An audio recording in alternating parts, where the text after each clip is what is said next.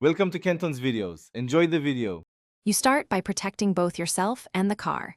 Disconnect the battery negative terminal and wear safety glasses. Once done, choose an amp location with ventilation and minimal cable runs. You want short speaker wires and accessible gain controls. Now run an 8/4-gauge power cable from the battery through a firewall grommet.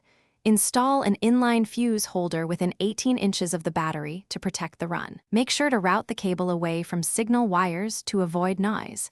Secure the cable with clamps so it won't chafe.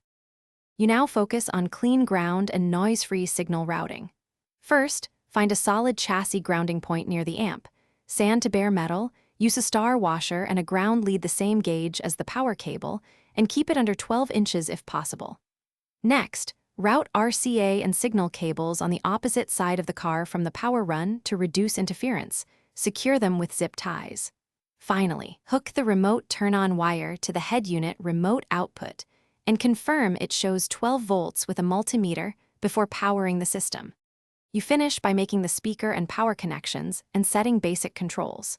Hook speakers observing polarity, use recommended gauge wire and tighten terminals. Set the amplifier gains to minimum, disable bass boost, then reconnect the battery and power up the system while playing a low-level test tone from the head unit. Slowly increase gain until you reach desired loudness without clipping.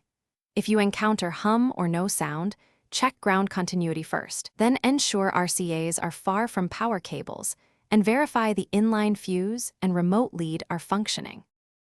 Thanks for watching. Consider subscribing if we helped you.